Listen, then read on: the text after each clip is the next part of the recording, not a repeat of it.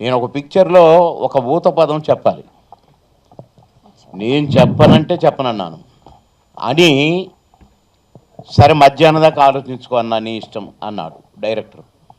పెద్ద డైరెక్టర్, చిన్న ఆయన కాదు, ఈవీవి గారు. ఇక అంబాసిడర్, ప్రొడక్షన్ కార్ అంటే అంబాసిడర్ కారే, వైజాగ్లో తిరుగుతున్నాను ఆ బీచ్లో. ఏం చేయాలా, ఈ డైలాగులు ఇట్లా పెట్టారు, ఇది ఊతపదం బాగలేదని నేను తిరుగుతున్నాను తలగొక్కుతూ. ఒక బోర్డు కనిపించింది.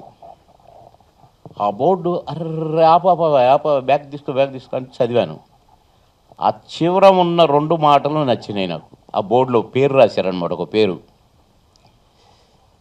దొరికింది నాకు అనుకొని పరుగున పోయి చెప్పాను, అన్నా సూపర్గా నాకు బాగా దొరికింది, ఊత పదం భలే ఉంటుందన్నా నేను అని. అంటే ఎదిగాను అన్నాను.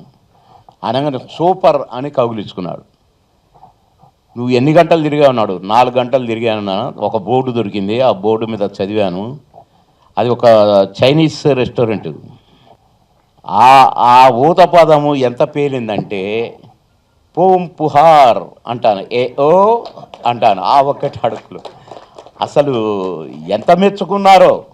అలా మేము ప్రతి దాన్ని కూడా, ప్రతి ఊత పదాన్ని కానీ, ప్రతి క్యారెక్టర్ని కానీ, నేను ఎన్నో కామెడీ క్యారెక్టర్లు వేశాను కానీ ఒక క్యారెక్టర్కి సంబంధం ఉండదు, అన్ని కామెడీ క్యారెక్టర్లే. మామగారు కామెడీ క్యారెక్టరే, మాయలోడు కామెడీ క్యారెక్టరే, చంద్రరాయుడు కామెడీ క్యారెక్టరే.